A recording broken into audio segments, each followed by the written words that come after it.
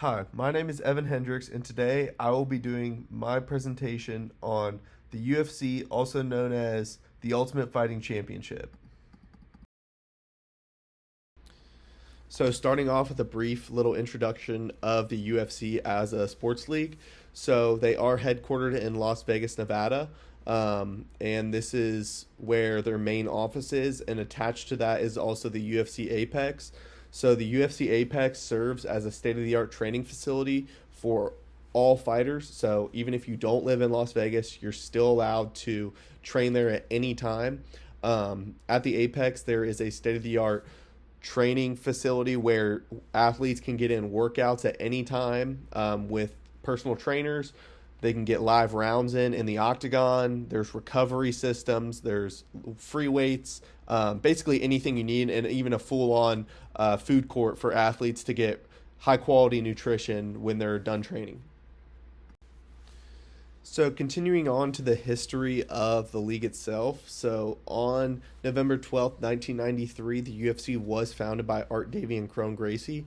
And a fun fact about Kron Gracie and his entire family is that the Gracie family have multiple gyms throughout the entire world for people to train Brazilian Jiu Jitsu at. And he's really known as like the founding father of Brazilian Jiu Jitsu when it comes to using it as a martial art in terms of self defense and just fighting in general. And then from there, from when it started, it transitioned. It's first started out as having certain fighting styles, so Brazilian Jiu Jitsu fighting a Muay Thai striker. But then as it evolved and everything, people realized that you have to be more well-rounded than just being an expert in Brazilian Jiu Jitsu. So, as it says here, the league transitioned from showcasing fighting styles to really mixed martial arts, and that's where it is today. Is that say someone is primarily a wrestler, they also have to be really good in boxing as well as really good in Muay Thai. And a boxer also has to be really good at Brazilian Jiu Jitsu and maybe even Judo to be able to defend takedowns and be a well-rounded fighter. And then in 2001, Zuffa acquired the UFC and appointed Dana White as the leader. And then along with that merger is when you saw Pride Fighting Championship, which is it was a premier Japanese fighting promotion, in Strikeforce as well. They got acquired by the UFC, so all the fighters from both those promotions merged to the UFC and really created what the UFC is today, which is the pinnacle of fighting, having the best talent in the world on their roster to go against each other and see who really is the best mixed martial artist for every single weight class. So, elaborating on the previous slide, here's a little history of the organization. So, they began as a single event promotion in 1993 in Denver, Colorado.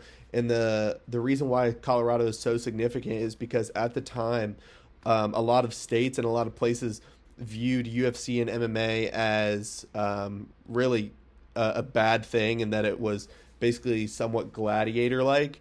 So Denver was one of the only states that would allow it to happen, an event like that to happen in their state.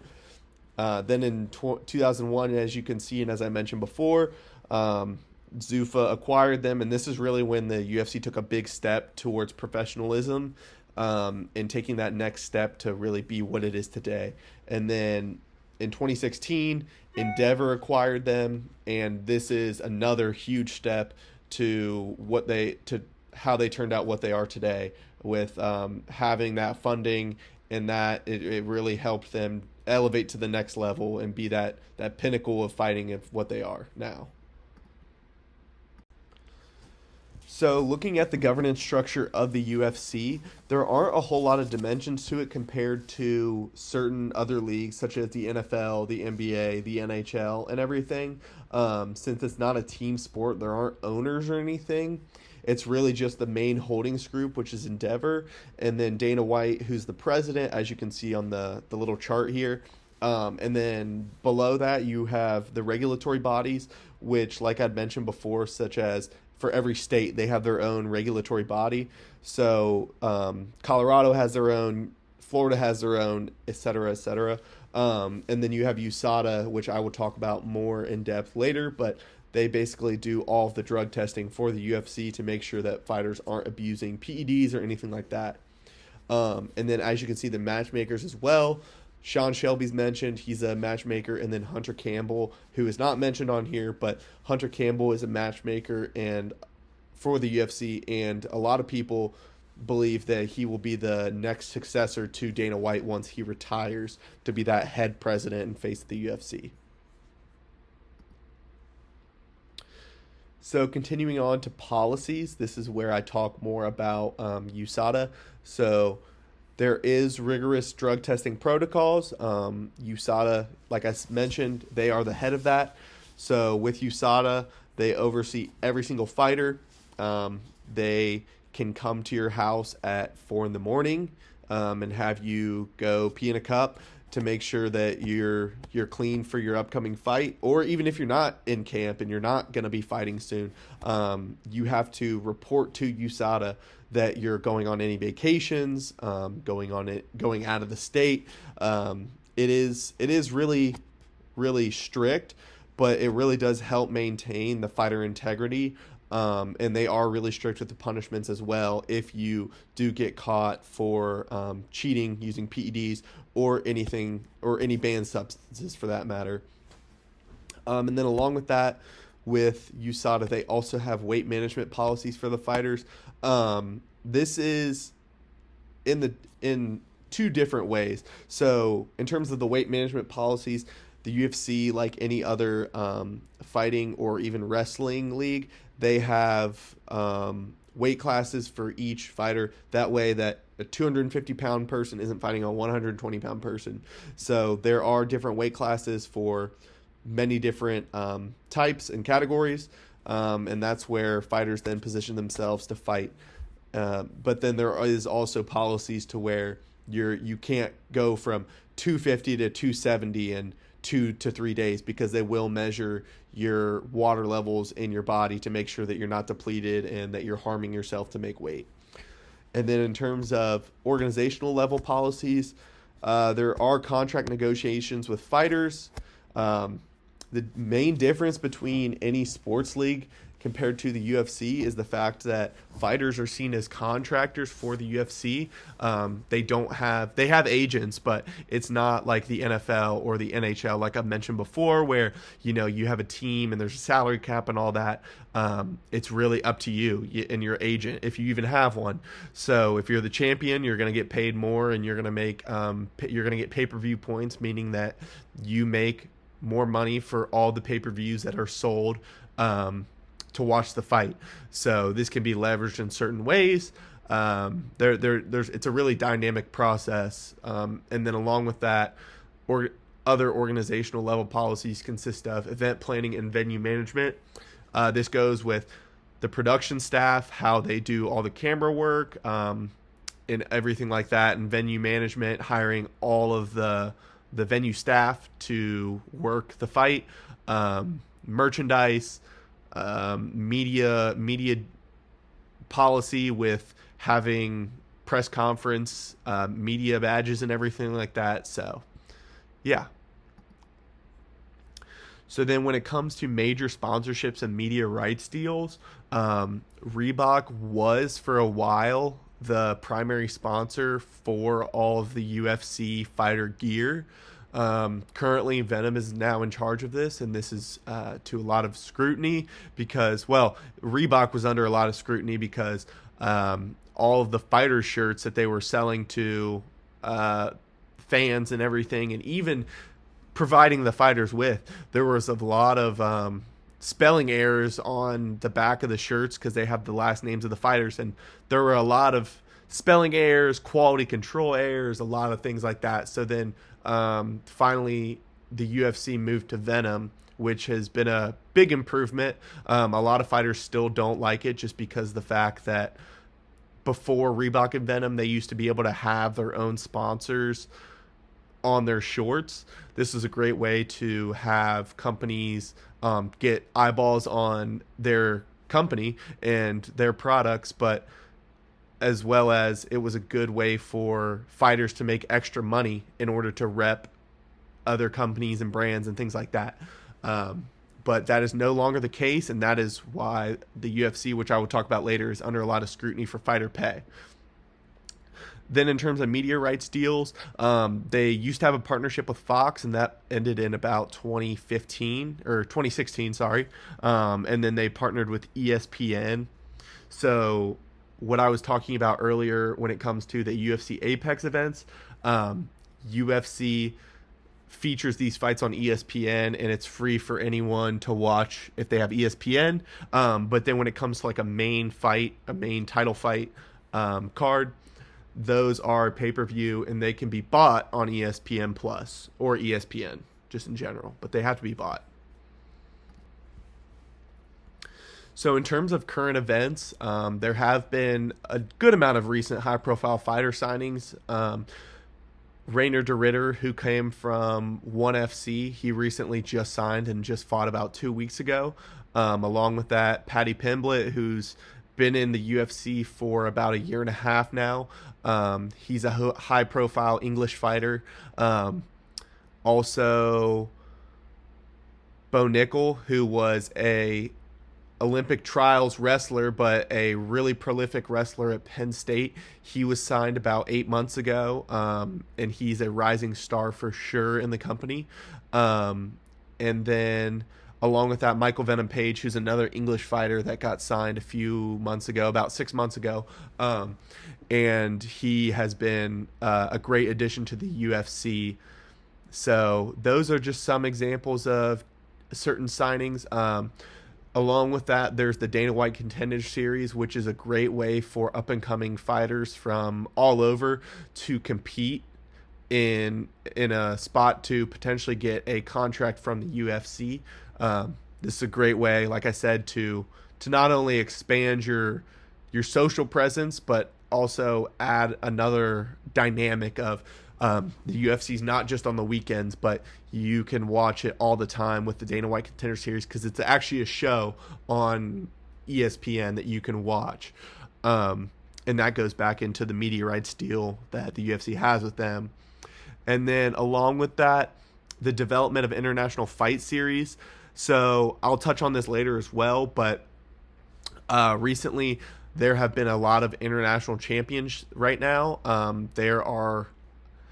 I think there's only one fighter that's a champion right now that is from the U.S. So all the way up from bantamweight up until light heavyweight, those fighters all are international. There's ones from Spain, Russia, specifically Dagestan, Brazil, Georgia as well, Georgia the country.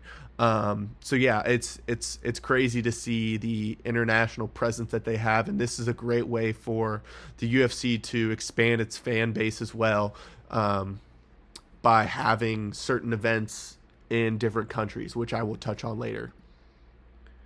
So in terms of interesting facts as well as ethical dilemmas, the UFC has a really, really innovative approach to sports entertainment. I think that they do the best out of any sports league in general with this, due to the fact that most events are also somewhat smaller when you compare it to a regular football game. This allows the UFC to really pinpoint on certain celebrities, athletes, personalities that are at the fights. So something that they'll do is during the fight, if there's not a fight going on, but it's during the card, the UFC will flash the camera to certain celebrities, fighters, athletes. Prominent one would be like Joe Burrow, and a lot of other football players as well have been there. Jamar Chase, Justin Jefferson, they've all been at them. Things like that. It's a really great way to grow the sport and get eyes on it from an outsider point of view by featuring athletes from other sports there. And then along with that, they'll show the champions that are sometimes, if they're not in the fight, or training for a fight, they will be at these cards to make an appearance, to promote their next upcoming fight, whatever it may be. And this is a great way, like I said, to build upcoming fights. And then along with moving on to ethical issues, so like I'd mentioned before, fighter pay disputes. This is a really hot topic, and it has been for a few years with the UFC, due to the fact that, like I've mentioned before, they took away allowing fighters to have their own sponsors on their shorts and their gear and stuff. This took a lot of money out of the fighters' pockets, especially lower to mid-tier fighters. The high-end fighters are always going to make money regardless. But even then, I mean, still, it hurt them as well, because the flyweight champion at one point, Demetrius Johnson, he was sponsored by Xbox, and that's a huge sponsor to have. That's one of the biggest tech corporations in the entire world, if not, like, it's them and Apple, basically, in terms of Microsoft.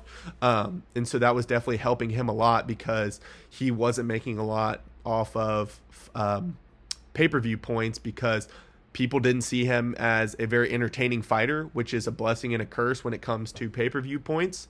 So then along with that, when it comes to other pay disputes, the UFC, since these fighters are independent contractors, they unfortunately don't have the same rights, and they don't have a fighter union such as other sports, like I've mentioned before. So it's really up to you and your own performance and your negotiating skills of what your contract is, So if you don't have an agent, or aren't really the best at social negotiating and things like that, then, you're not going to get paid as much. And along with that, if you have 3 bad fights and you're up for a new contract now, you might just get cut, or your pay might go down significantly. So this is definitely a big issue, especially because a lot of people see how much money the UFC is raking in, and yet how little the fighters actually make. So that's a big dispute. And then that ties into the health concerns of this, because with the UFC having fighters as independent contractors, they don't have health insurance. So not only are these fighters giving up they're sacrificing their lives for our entertainment, but they don't have health insurance. And so all of the money that they win from, say, whether they win or lose, half of it has to go to not only just paying their coaches in their gym, but also paying for their injuries as well, and their hospital bills. So that's definitely a huge concern, and something that has been a pressing topic for a few years now. So at last, the conclusion of this presentation, the UFC has really grown into a global juggernaut when it comes to MMA, and the fact that they don't really have any real competition. There are other fighting organizations and stuff, but it's the UFC is just miles and miles ahead of anyone else. Not only when it comes to pay, even though the UFC has come under scrutiny for its fighter pay, they still pay a lot more and a lot better to the fighters than any other fighting league. But along with that, the talent pool that they have is so deep, and it truly is the pinnacle of mixed martial arts fighting. So then, along with that, expanding international reach is definitely something that is something that the UFC is really working on. As I'm recording this, as of December 5th, this week on Saturday, Kai Asakura, this is his debut fight in the UFC, but he's coming from Ryzen, which is another Japanese fighting promotion, and he would technically be the first Japanese champion ever. And then along with that, about 2 weeks ago, there was a UFC fight night over in China. So the UFC is really doing a great job at promoting and really expanding the audience of not just MMA, but specifically the UFC in general. They're going to different countries, places they've never been. There's probably going to be a card in South Africa, which has never been done this year, as well as Spain, due to the fact that the featherweight champion is from Spain. So having that is definitely a great way to tap into new audiences and a new client base. So I hope you enjoyed this presentation, and thank you for listening.